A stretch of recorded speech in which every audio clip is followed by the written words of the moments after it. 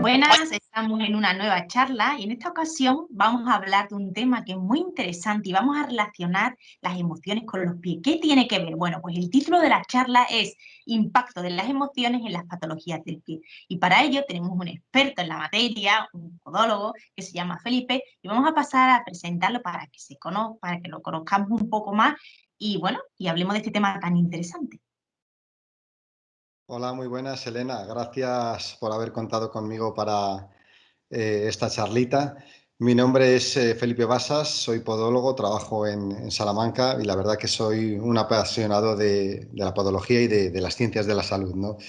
Y bueno, pues como persona muy científica que soy, aunque tengo también esa parte emocional, siempre me gusta investigar, pues saber qué hay de relación con determinados aspectos que a lo mejor no tenemos muy en cuenta en nuestra consulta y que puedan tener impacto en el pie. Y a raíz de eso empecé a buscar información en las bases de datos médicas sobre el impacto de las emociones en el pie y saqué algunos estudios científicos que pueden ser interesantes y de los cuales pues también hablaremos aquí en esta Sí. charlita.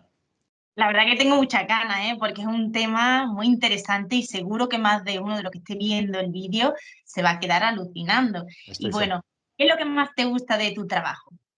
Lo que más me gusta de mi trabajo, pues aprender cada día más. Es lo Ujú. que más me gusta, ¿no? Y el aprendizaje me lo da el contacto con el paciente, el ver el pie en vivo y luego el estudio posterior que hago yo en mi casa, pues actualizándome con conocimientos nuevos que vayan saliendo. Y bueno, ¿y por qué decidiste estudiar esta carrera? Bueno, esto me viene de tradición familiar. Mi padre era podólogo, se jubiló hace 2 años y yo siempre lo que he visto en la clínica o en mi casa ha sido pies, pies y pies, ¿no? Porque mi padre era podólogo y era lo que veía y a raíz de eso pues decidí hacer podología. Wow, qué bonito, es una tradición familiar, que al final a través de la observación aprendemos muchísimo y nos inculcan muchas cosas. Qué bonito. Así, Sí, sí. así es, así es. Es interesante, desde luego. Mis hermanos también son podólogos, o sea que al final somos toda la familia. Dios mío, menudo, menuda combinación, qué bueno, ¿eh? Pues Sí. eso es muy interesante. Bueno, pues vamos a entrar de lleno en el tema y vamos a ver cómo los pies que forman parte de un cuerpo, bien, que es algo más global, y cómo influyen las emociones. Si te parece, vamos a definir un poco para que las personas que nos estén viendo entiendan de qué vamos a hablar, ¿no? De las emociones. Vamos a hablar un poquito, una pequeña definición de qué son las emociones. Bueno, pues las emociones realmente son un sentimiento intenso que se produce por un hecho, por una idea o por un remedio, un pensamiento, ¿no? Entonces, ese sentimiento intenso que tenemos va relacionado con un sentimiento positivo o negativo o con dolor o placer, ¿no? Y eso es lo que es una emoción. Ujú. Es decir, que tiene una respuesta, ¿no? Al final, yo siempre hablo, tanto en el canal como en Método Piecito, de esa combinación biopsicosocial, ¿no? Donde hay un cuerpo, un cerebro y un contexto que influye. Y a partir de ahí hay muchos estímulos que van a interaccionar. Por eso hoy este tema, quiero que lo vayamos hablando poquito a poco, toda la intríngulis que tiene todo esto y los descubrimientos que vamos a hacer, porque es súper interesante y cómo las emociones pueden relacionarse con cosas que nos pasan en el día a día, en nuestra salud y en este caso de los pies. Una emoción que tenemos aquí, que podemos sentir aquí y que puede afectar tan lejos como puede ser un pie, ¿no? Que está en la otra punta del cuerpo, ¿no? Así Fíjate, es. y existe esa relación, ¿no? Y bueno, ¿qué ocurre en el cuerpo cuando sentimos una emoción a nivel metabólico, hormonal? Es decir, así a grosso modo, ¿qué A ocurre? nivel fisiológico, todo esto está muy relacionado con lo que son las hormonas, nuestro sistema hormonal, ¿no? Existen diferentes hormonas que se manifiestan de una manera en un entorno normal y en un entorno determinado en el que, ante una situación de estrés, parece que puede haber un aumento o que existe un aumento de dichas hormonas. La principal, digamos, en este caso sería el cortisol, ¿no? Es una hormona que es una hormona catabólica que lo que hace es permitir que haya en unas situaciones de estrés más glucosa en la sangre, ¿no? Y eso es bueno, porque las situaciones de estrés nos han permitido estar donde estamos también hoy en día, ¿no? Poder adaptarnos a nuestro entorno. El problema es cuando tenemos una situación de estrés crónico, una situación de estrés mantenida que no está motivada por algo que realmente suponga un peligro en este caso. Otra hormona puede ser la adrenalina también, que se relaciona mucho con el miedo, con la huida. Otra hormona que quizás se ha oído hablar menos, la prolactina, ¿no? Que esa está relacionada con la producción de estrógeno, sobre todo en la mujer, y que un aumento de la prolactina, una hiperprolactinemia, en este caso, podría producir o puede producir una inhibición de dichos estrógenos, y esos estrógenos, que son las hormonas sexuales femeninas por excelencia, parece que tienen también una cierta relación con el equilibrio de determinadas situaciones de estrés. Niveles bajos de estrógenos pueden conllevar a que haya situaciones de estrés más mantenida, ¿no? Y viceversa. Entonces, también luego, por otro lado, pues en el caso de los hombres, la testosterona. La testosterona, cuando un hombre tiene unos niveles bajos de testosterona, se va a ver mucho más fatigado, más cansado. Y eso anímicamente afecta también a nivel emocional, porque se dan situaciones que son menos apetecibles en la vida cotidiana, ¿no? Ujú. Es decir, que al final hay un montón de componentes químicos que influyen en todo esto que vamos a hablar y que esa química, de alguna manera, sí la podemos regular. Aunque parezca un tema abstracto, hay ciertas pautas que podemos hacer para mejorar nuestra salud interna y eso es lo que también vamos a ir hablando. Partiendo de la base que las emociones son necesarias, partiendo de la base que no me gusta categorizar en emociones positivas o negativas, emociones que pueden ser más agradables o menos para la persona, eso sí, pero que al final las emociones son necesarias. ¿Qué ocurre cuando hay una emoción que se presenta y se mantiene en el tiempo ante una situación que para la persona la vive como real? Es decir, que las cosas, las situaciones, las vivencias que tenemos pueden parecer reales, pero lo que has dicho, no generan un peligro real, sino que a veces son más imaginarios, ¿no? Como a lo mejor la ansiedad anticipatoria, estamos imaginándonos una circunstancia especial que no se ha dado, pero que eso nos genera un estrés. Y el problema es cuando se genera un pensamiento recurrente, porque tal y como has dicho tú, que quizás a lo mejor yo como persona ajena a todo lo que es la psicología, pues no hay emociones positivas o negativas, pero sí que puede darse una cierta negatividad en el momento en que una determinada emoción persiste, ¿no? Y sobre todo a lo mejor emociones como puede ser la ansiedad o situaciones de estrés específico que se mantienen de manera continua, ¿no? Y ahí Entonces, vamos a entrar de lleno un poco en esas situaciones que se mantienen y que sí que tienen una repercusión en el cuerpo, ¿no? Es decir, que ahí sí que hay una repercusión y es lo que vamos a ir viendo. claro, por ejemplo, un estado mantenido en el tiempo en el que hay una secreción de cortisol eh, continua y elevada, eso va a hacer que al final pueda desencadenarse procesos a nivel de el metabolismo del azúcar, como diabetes secundarias, pues a un estrés crónico secundario a esa sobreproducción de cortisol, o incluso una persona que ya es diabética en la que está continuamente estresada, pues también le va a repercutir de manera negativa a nivel del metabolismo del azúcar en términos generales, y ese metabolismo del azúcar también va a producir determinadas complicaciones en el pie, que es algo a lo que los podólogos estamos continuamente habituados a ver en consulta a diario, ¿no? Eso es. Y además vamos ahora a ver los signos claves que podemos detectar cuando una persona que acude a consulta detectas que hay algunos otros problemas que no están centrados en el pie, porque al final no vemos un pie, vemos a una persona que tiene un montón de circunstancias. Entonces, vamos a ver algunos signos claves que nos den pistas. A ver, ¿cuáles nos podrías decir? Quizás lo primero para poder ver esos signos, lo primero que tenemos que tener es inteligencia emocional, ¿no? La inteligencia emocional, digamos que es la capacidad de poder reconocer nuestros sentimientos, poder interpretarlos y poder, digamos, jugar con ellos, poder saber manejarlos, ¿no?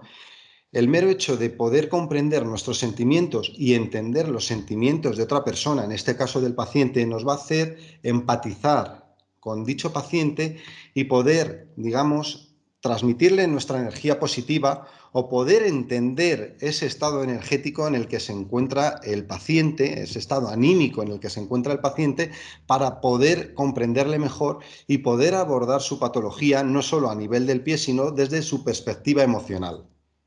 Y Wow. esa es una de las claves que a mí me gusta a la hora de tratar al paciente, ¿no? Yo trato pies, es lo que sé tratar, pero sí que es cierto que a mí me interesa mucho saber cómo se siente, cómo se encuentra ese paciente, porque en base a ese sentimiento, si yo puedo transmitirle mi confianza, mi buena energía, ya tengo parte ganado a la hora de poder abordar su patología y que ese paciente confíe en mí y ponga de su parte para intentar solucionar el problema. Entonces, para mí, esa es una de las claves. Yo no sé si a lo mejor existen pautas que posiblemente existan donde tú digas, pues este paciente parece ser que tiene miedo, tiene más ansiedad, está con depresión, con angustia, ha tenido algún problema, ¿no? Eso a lo mejor lo puedes identificar cuando hablas, ¿no? Pero no sé a nivel clínico cómo serían esas pautas. Lo que sí que sé es conectar muy bien con el paciente y creo que esa es una de las claves de la relación paciente clínico, paciente sanitario, paciente podólogo. Wow, ese es el rapport que se produce, ese clima entre la interacción bidireccional en ambos sentidos, ¿no? Y es muy importante lo que has dicho, ¿no? El hecho de ver cuál es la energía, ¿no? Que esa persona tiene, porque la energía que tenemos en cada momento es diferente y tenemos que ser conscientes de cómo es nuestra energía, porque en función de eso también influyen los tratamientos que vamos poniendo, ¿no? Y si nos enfocamos, que es el enfoque que a mí me gusta desde un papel proactivo de la persona, tenemos que tener muy en cuenta qué momento de vida, en qué momento de vida está, que eso lo sabemos en la anamnesis también, en preguntando, indagando, porque en función de eso podremos evaluar si el tratamiento lo hacemos de una manera, de otra, cómo vamos a ir estableciendo esas pautas, cómo podemos llegar a mandar esa información para que sea fácilmente comprensible por la persona, toda esa Empatizar, correcto. Eso esa es fundamental. Eso es fundamental. Y eso como sanitarios tenemos que tenerlo muy presente, porque no es cuestión de aprender conocimiento, saber muchas técnicas, sino si te falta esto que estamos hablando, esta conexión, esta visualización un poco de lo que está ocurriendo en la situación más allá del concepto de pie, pues nos perdemos mucha información, ¿no? Entonces, súper Sí, interesante. es importante. Eso para mí es una de las claves, desde luego que sí. ¿Y qué hacer en aquellos casos en los que detectan, ¿no? Por la sintomatología que presenta, porque está ante un momento a lo mejor de más estrés, porque a veces pasan las lesiones de la piel o ciertas lesiones también a nivel deportivo, donde ves que ahí hay un gran condicionante del momento vital que está viviendo, ¿no? Una situación, imagínate, porque está ante la preparación de una oposición, que ha fallecido un familiar, que a lo mejor se presenta un momento en el que hay una ruptura, es decir, que hay situaciones clave que están repercutiendo pues en su salud, a nivel de la piel, de lesiones. ¿Qué podemos? Pues, pues realmente yo trato la patología desde el punto de vista de la evidencia científica a nivel clínico como podólogo, pero intento sobre todo conectar con ese paciente, transmitirle una buena energía, una energía que sea positiva, una energía que por lo menos le transmita confianza y tranquilidad. Para mí eso es muy importante. Yo no puedo acelerar un tiempo de curación de una patología cuando los estudios científicos me dicen que en 12 semanas es cuando se empiezan, por ejemplo, a ver los resultados positivos en determinadas técnicas y con determinados procedimientos.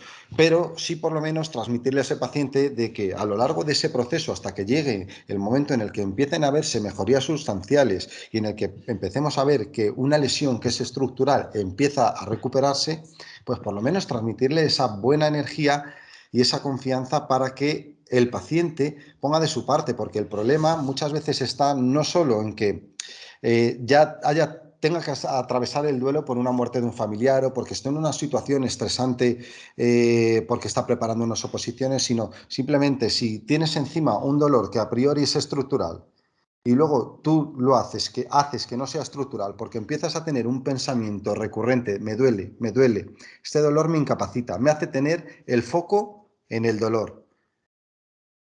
Eso ya es complejo, es complicado, porque muchas veces pasas de un dolor que es meramente estructural a un dolor que también empieza a ser no estructural, ¿no? Entonces, bueno, para mí, como he dicho antes, una de las claves es empatizar y es poder transmitirle toda mi buena fe y toda mi buena energía al paciente para que dentro de lo que dice la evidencia científica vayamos a utilizar esos recursos para solucionar el problema. Eso Sí, es importante.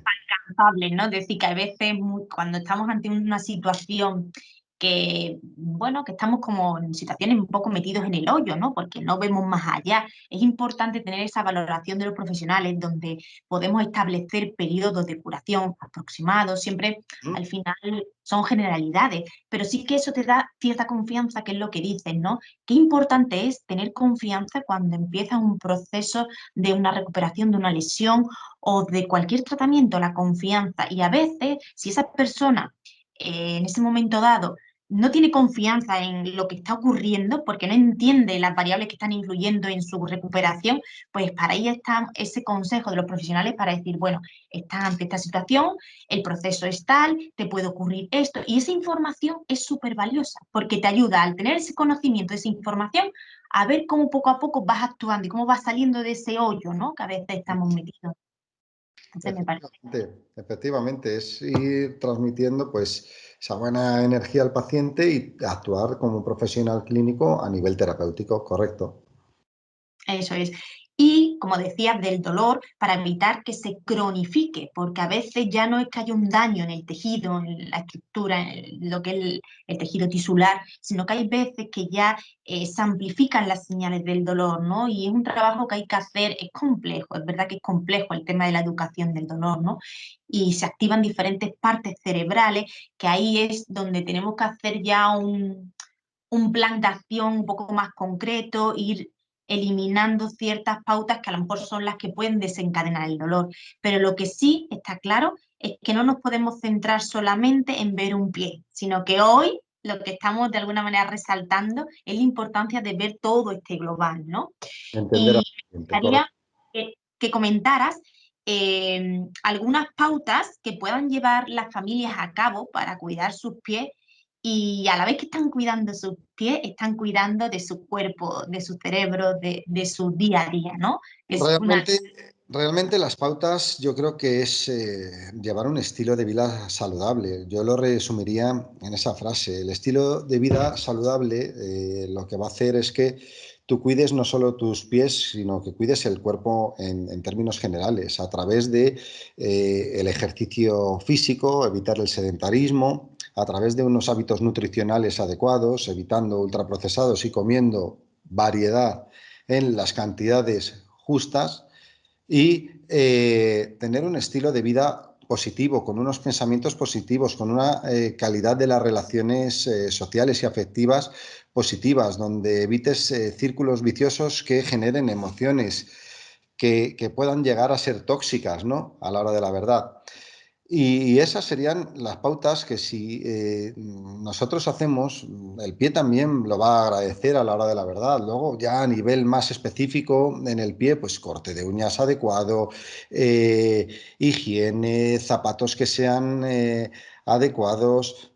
Si tenemos problemas, factores biomecánicos que puedan repercutir de manera negativa, pues siempre con la visita al podólogo, el podólogo nos va a ayudar o vamos a ayudarles nosotros a los pacientes como profesionales sanitarios que somos especialistas del pie en darle todas esas pautas, esos tips adecuados que necesiten para tener el pie en un estado óptimo y saludable, ¿no? Sí, porque además la postura, la forma de caminar, todo influye y es bidireccional, es decir, el cómo nuestra postura puede influir en también nuestros pensamientos y nuestros pensamientos influyen en nuestra postura. Y algo que parece así, tan tan simple, es súper complejo, pero ahí está. Es decir, el cómo nos colocamos, el cómo nos posicionamos, influye mucho, mucho, mucho, mucho. Y ahí están los pies como base de sustentación del cuerpo, sujetando ese cuerpo, ¿no? En equilibrio. Así es, así es, así es. Los estudios biomecánicos es un tema súper interesante que a día de hoy parece que se lo hacen mal los deportistas y yo remarco la importancia de hacerlo desde que son pequeñitos para ir viendo esa evolución, ese crecimiento, ese desarrollo motor adecuado y también en personas del día a día que hagan más o menos deporte, es decir, que ya no es cuestión de que sean deportistas de élite, sino que cualquier persona sería conveniente que se hiciera un estudio para valorar cómo es su postura, cómo es su Factores de movimiento. riesgo para identificar posibles factores de riesgo que puedan repercutirle o bien a corto o a largo plazo en su calidad de vida. Ujú. Así es, También es salud al final, trabajar desde la prevención. Eso está claro. correcto. ¿Y alguna anécdota curiosa o simpática que quieras contarnos en estos años de profesión relacionadas con este tema que estamos hablando? Bueno, pues sobre todo anécdotas curiosas, pues muchas veces en los que yo no he conseguido a lo mejor solucionar el problema del dolor del pie al paciente, pero me lo han agradecido eh, mediante una carta, escribiendo una carta, diciéndome lo agradecidos que están por todo lo que he hecho por ellos, por toda esas ganas que he puesto por intentar solucionarle al paciente, por todo lo que les he escuchado cuando han venido a mi consulta y por esa empatía que he tenido hacia ellos, ¿no? Y eso ha sido en bastantes ocasiones. Y vamos, pienso que yo seguiré actuando de la misma manera porque creo que es algo importante. Creo que es algo importante. Transmites confianza. Es algo que te dicen como te suelen. Esa es mi intención, desde luego que sí. Sí, eso Yo es como muy bueno, paciente me porque gusta también eso, ¿no? sí. Cuando soy paciente yo me gusta eso, que me transmitan confianza, ¿no? Y que haya muestras de interés, de preocupación por solucionarme el problema, incluso pues por eso, ver cómo me encuentro, etcétera. Ujú. Sí, sí, al final estás creando un clima y ya no es solamente una curación de algo en concreto, sino que creas una situación en la cual la persona se siente a gusto, ¿no? Se siente con seguridad, que es importante porque abrir y contar lo que te pasa no es fácil y a veces ocurre que a mí me ha pasado estar en estudios biomecánicos y en ese momento te cuentan situaciones importantes, que es lo que le está haciendo esa presión en el pecho que hace que estén encorvados y demás, y de repente tocas algún punto y ¡pum! Y se El, ponen hasta llorar, es decir, el que mero hecho de contar las emociones ya pues supone un desahogo y algo positivo, ¿no? El bloquearlas no es algo que sea positivo a la hora de la verdad, ¿no? sí, sí, al final, con el paso de los años, sale. Y el cuerpo da avisos antes de lo que tú te puedas dar cuenta en la cabeza y en el pensamiento. El cuerpo normalmente avisa previamente, ¿no? Por eso es tan importante analizar el cuerpo, porque parece que solamente el cuerpo lo cuidamos cuando hacemos deporte y no, el cuerpo también se cuida cuando lo escuchamos, ¿no? Cuando lo sentimos, cuando vemos qué es lo que necesita, ¿no? Entonces eso también es parte, ¿no? ¿Y algo a destacar que no hayamos comentado sobre este tema y que veas importante y que no lo hayamos Bueno, saltado? pues, te podría decir a nivel científico, pues lo que se ha visto, ¿no? Te puedo decir varios artículos científicos así interesantes, ¿no? Que se han visto y que ahí tienen relación con las patologías del pie. Entonces, vamos a ver, porque además precisamente cuando voy viendo así cosas interesantes los voy colgando en Instagram, ¿no? En las historias de Instagram y luego los pongo en los highlights pues, para que puedan estar disponibles, sobre todo pues, para todos los compañeros que me siguen y puedan tenerlo como recurso, porque algo que leo me gusta siempre compartirlo. Es muy interesante tu perfil por eso, porque vas poniendo muchas cosas y es Sí. fácil de entender bueno, muy innovador, ¿no? Así que Así es. Pues mira, en 2017 a un estudio científico en el que concluyó que el dolor severo de pies puede ser un síntoma más de estados depresivos, por ejemplo, ¿no? Que era por lo que habíamos hablado antes, ¿no? Pues esa relación, esa conexión que hay entre emociones y dolor. También se ha demostrado que las variables psicosociales como la depresión, la ansiedad y el estrés afectan al dolor y a la discapacidad en términos generales, ¿no? Y en el pie y tobillo se ha demostrado una asociación significativa entre ansiedad, depresión, neuroticismo y los pacientes que presentan, por ejemplo, un dolor crónico, ¿no? Y hace nada, en el 2018, me hicieron una revisión sistemática de bastante calidad, en la que veían pues, la presencia y variables psicosociales, su severidad y el pronóstico en las talalgias, ¿no? Y te voy a leer, según lo tengo puesto yo en mi Instagram, ¿no? Las conclusiones a las que se llegó. En general, la presente revisión encontró una heterogeneidad significativa en los estudios en términos de variables psicosociales y medidas de resultado. Esto limita la puesta en común de datos y las conclusiones que pueden extraerse de ellos. Es decir, son datos muy heterogéneos, pero sí se ha llegado a unas ciertas conclusiones, que son estas. La evidencia es de nivel moderado, sugiere una asociación clínicamente sin importancia entre la presencia de talalgias y depresión, ansiedad y estrés, y la evidencia limitada sugiere una asociación clínicamente sin importancia con la insatisfacción laboral. Vale, por otro lado, la evidencia de nivel moderado también sugiere que puede haber una asociación, en este caso sí, entre depresión, ansiedad, estrés y catastrofización y dolor de talón, ¿vale?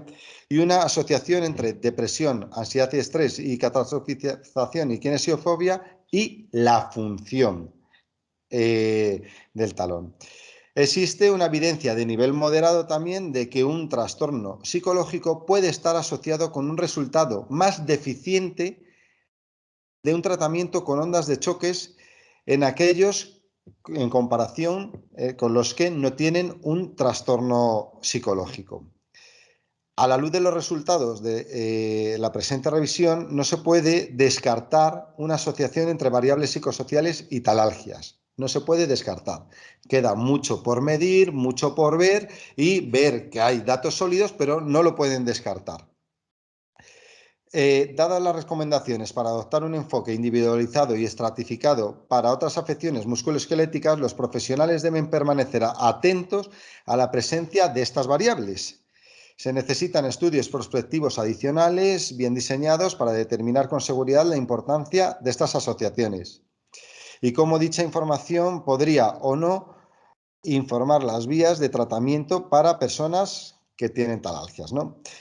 Vale, por otro lado, ¿qué es donde quizás hay más evidencia científica? Pues se ha visto que los niveles elevados de cortisol y adrenalina, secundarios al estrés crónico, pueden retrasar la curación de úlceras. Y que encima la relajación mediante técnicas de relajación contribuye a la reducción de la inflamación y del dolor. Yo, que soy muy aficionado a la meditación y al mindfulness porque lo practico todos los días, pues precisamente este tipo de estrategias, que hay unos cuantos estudios científicos relacionados con ello, mejoran esos niveles de cortisol, esos niveles de adrenalina, de ansiedad, y también mejoran, o por lo menos no empeoran, en los pacientes en los que tienen úlceras el retraso en su cicatrización. De hecho, otro del 2020 dice que altos niveles de ansiedad y depresión se observaron en pacientes con úlceras. Ya el mero hecho de tener esa patología puede conllevar a eso, a un pensamiento recurrente en el que tengo esto, tengo esto, tengo esto, y eso me genera ansiedad, por ejemplo, ¿no? Y también, pues mira, otro del 2021, otro del 2020, en los que dice que los efectos de un estado de vida, o sea, una vida espiritual, una vida donde practiques técnicas de relajación, de meditación, ¿no? Pues hace que tengas una mayor probabilidad de cierre de esas úlceras, en el caso de que seas diabético, ¿no? Y que no lleguen a cronificar de esa manera, ¿no? Con lo cual, dicen aquí que la meditación, el mindfulness, es una estrategia positiva que contribuye a mejorar la calidad de vida en pacientes diabéticos y sobre todo en pacientes diabéticos amputados. Sí, sí.